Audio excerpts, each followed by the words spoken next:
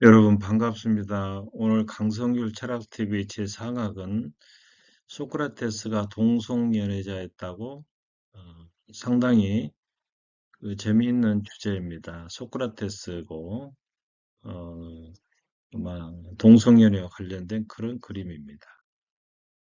오늘 차례에 대해서 말씀드리겠습니다. 소크라테스 당시 그리스에서 동성애가 어떻게 유행했는지, 그리고 각 작품에 나오는 동성애에 관한 이야기, 또 소크라테스가 남자 제자에게 느꼈던 그 사랑의 고백, 그리고 그 유명한 신성대이죠. 신성대, 남남 커플로 남성들 그 동성연애자로 구성된 신성대라고 하는 무적의 부대가 있습니다. 결국에는 이제 소크라테스가 동성애자가 아니었다, 이런 결론으로 나아가는데요. 살펴보도록 하겠습니다. 당시 그리스에서는 동성애가 상당히 유행을 했다고 합니다. 오늘날 성희롱이나 성추행, 성폭행이 사회 문제가 된 지는 오래됐습니다. 그런데 인류의 스승이라 일컬어지는 소크라테스가 동성연애자였다고 하면 상당히 충격을 받죠. 당시希腊에는 나이 든 남자와 미소년 사이에 매우 색다른 사랑의 관계가 있었던 것은 사실입니다. 당시에는 정치가나 군인, 철학자가 아름다운 청년에게 관심을 가지는 것이 거의 아주 자연스럽고 유행이 되다시피 했는데요. 이와 관련해서 플라톤은 이런 말을 하고 있습니다. 여자와의 사랑은 번식이라는 본능에서 나오는 불순한 사랑인데 반해서 번식이 불가능한 미소년과의 사랑이야말로 본능이 가미되지 않은 순수하고 진정한 사랑이다. 이게 이제 플라톤이고 아리스토텔레스 모습입니다. 아테네 학파에 나온 그림이죠.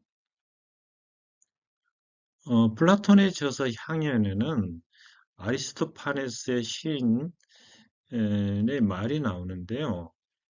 사랑 가운데 가장 본능적이고 가장 남성적인 것이 남자들의 동성연애이다. 이런 남자들만이 국가 공공사업에 적극적이며 어른이 되었을 때도 결혼이나 자녀 출산에는 개의치 않는 대신에 소년을 사랑한다. 아리스토파네스 그 포스타입니다. 그 아리스토파네스 작품 가운데는 구름이 유명한데요. 이 구름의 작품 속에는 아들의 낭비벽으로 빚에 쫓들리는 아버지가 아들을 소크라테스의 궤변학교에 보내는데요. 그러나 아들이 궤변수를 배워서 자신의 행동을 정당화하자 이에 화가 난 아버지가 소크라테스의 학교에 불을 지른다는 내용이 나옵니다. 이게 이제 기원전 423년에 상영됐는데 이게 소크라테스고 이게 이제 아리스토파네스입니다.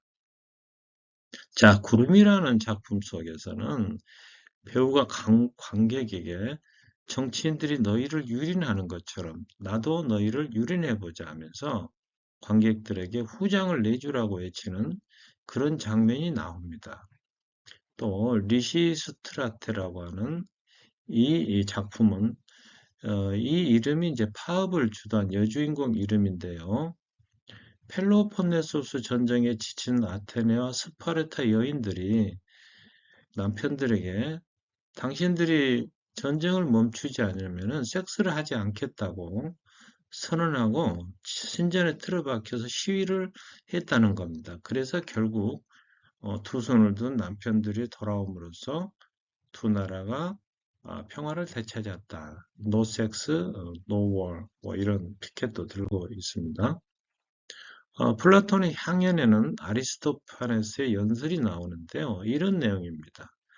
본래 인간은 머리가 둘이고 팔이 넷이며 다리가 넷이 달린 생명체였는데 두 머리가 달린 인간은 너무 강하고 완전한 생명체여서 신들조차 공격이 어려웠다는 겁니다. 그래서 신들의 왕 제우스가 벼락을 쳐서 인간을 반쪽으로 나누고 말았습니다.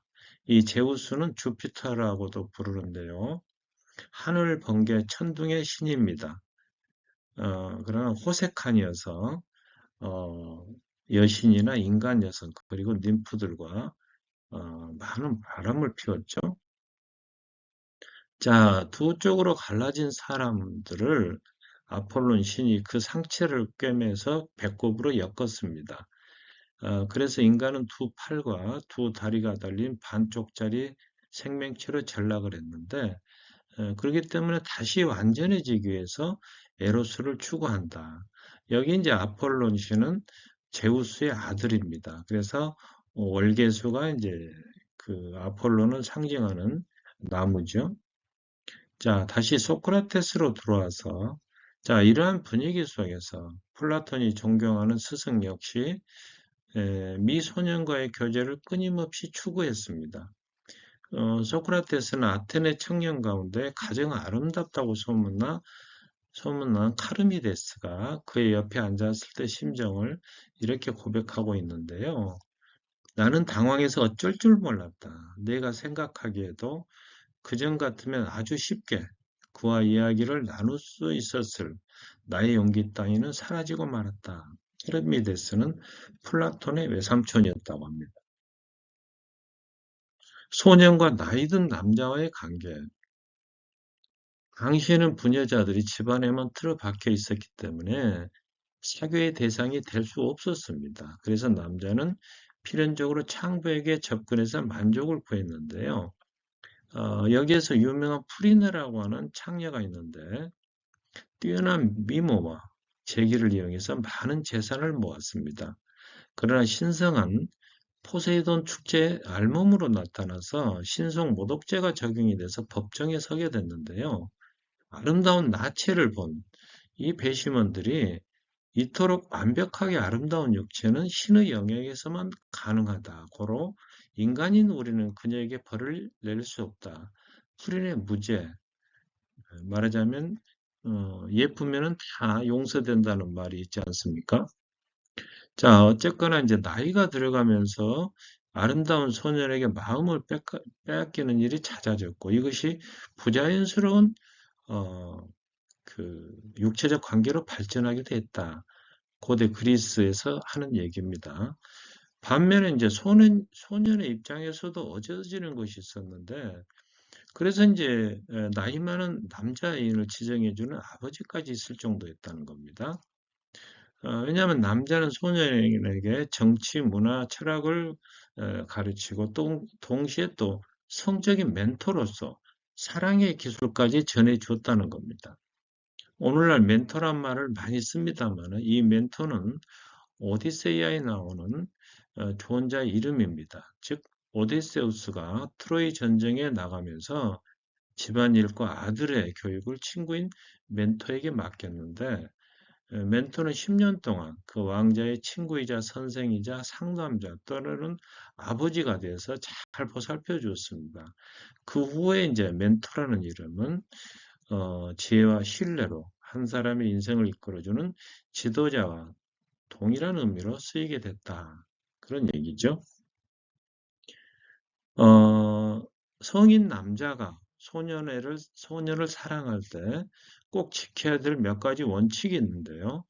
반드시 그 남자는 결혼한 성인 남자여야 됐고, 소년은 육체적 접촉에서 적극성을 보이면 안 됐다. 또 소년이 성이 되면은 반드시 집으로 돌려보내야 됐고, 그럼에도 성년식 이후까지, 어른이 되고 난 이후까지 중년 남성들로부터 사랑을 받는 경우도 생겨났다. 그런 얘기입니다. 당시 그 여성이 낮은 지위를 유지하고 있었는데, 그것 때문에 이제 동성애가 뭐 유행했다. 그런 얘기죠. 로마의 한 시인은 여자는 남자의 마음을 흔들어 이성을 잃게 할 염려가 있는 반면에 남자들 간의 사랑은 평온함과 잔잔함이 있다.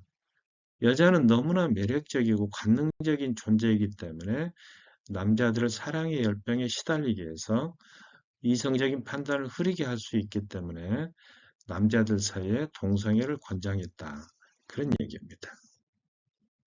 또 당시에는 젊은 남자들이 오랫동안 병영 생활을 해야 했기 때문에 그러한 사회적 환경 탓도 컸을 텐데요. 심지어 당시 연애라는 말은 남녀 사이가 아니라 남자들 사이의 사랑을 의미했다. 그런 얘기입니다. 여기 보시면 옛날에는 우리나라 이제 군인들이 이렇게 병영해서 함께 침상에서 잤지만은 이게 이제 여러 가지 문제가 있어서 오늘날에는 독립된 침상으로 아니 침대로 이렇게 돼 있다고 합니다. 자, 신성대 이야기입니다. 스파르타 하면 용맹한 군대로 유명합니다만은 이 스파르타마저 동맹국 테베아, 테베와 치른 전쟁에서 이 신성대에게 대패를 하게 됩니다. 이 신성대는 특별히 선발된 300명의 남성 커플, 그러니까 150 커플로 돼 있어요. 그래서 이제 이때 동성애를 권장을 한 까닭은 동료애를 심어주어서 사기를 올려주기 위해서인데 팔랑크스 부대라고 해서 왼쪽에는 방패를 들고 오른손에는 긴 창을 든 그리고 고슴도치 밀집 대응으로 근접전을 하는데 이때는 이제 방패로 자신과 옆 병사까지 방어하기 위해서 땀내 나는 진영을 유지해야 됐고 여기에서 이제 동성애가 장려됐다. 그런 얘기입니다.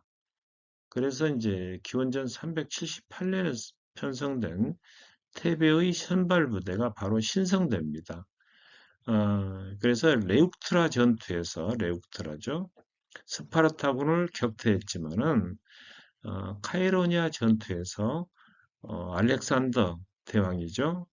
그리고 그 아버지 필리포스 2세가 이끄는 어, 말하자면은 전쟁에서 전멸될 때까지 싸웠습니다. 그때 이제 총 300명 가운데 254명이 죽고 나머지 46명이 다쳤는데 300명 가운데 한 사람도 빠짐없이 죽거나 다쳤다. 그런 이야기가 되겠습니다. 이게 이제 카이로니아입니다. 지도상에. 신성대가 그토록 용감할 수 있었던 것은 연장자는 연하의 애인 앞에서 또 연하의 남성은 연장자 애인 앞에서 부끄럽지 않도록 혼신을 힘을 다해서 용감하게 싸웠기 때문입니다. 그래서 위험이 닥치면은 애인을 위해서 필사적으로 싸웠기 때문에 패배를 모르는 부대가 됐다는 겁니다. 사랑의 종류에는 육체적 욕망을 추구하는 천박한 사랑이 있는가 하면 다른 사람을 위하여 희생하는 고귀한 사랑이 있고 진리나 신을 향한 초월적 사랑이 있지만 진정한 사랑은 서로 덕과 지혜를 추구하는 사제 간의 관계에서 가능하다. 그런 말을 하고 있습니다. 소크라테스 역시 미소년을 좋아했고 함께 먹고 마시고 말하는 것을 즐겼습니다. 소크라테스는 아름다운 청년 알키비아데스를 사랑했던 동성애자였지만 한편으로 부인과 자식들도 있었기 때문에 양성애자도 됐습니다. 이게 이제 알키비아데스인데 정치가이자 군인이었습니다. 알키비아데스의 고백을 이제 들어볼 텐데요. 소크라테스는 소년을 인정하긴 했습니다만은 육체적인 관계까지 나아가지는 않았던 것 같습니다. 알키비아데스가 향연이라는 작품에서 이렇게 등장하는데요. 이런 말을 하고 있습니다.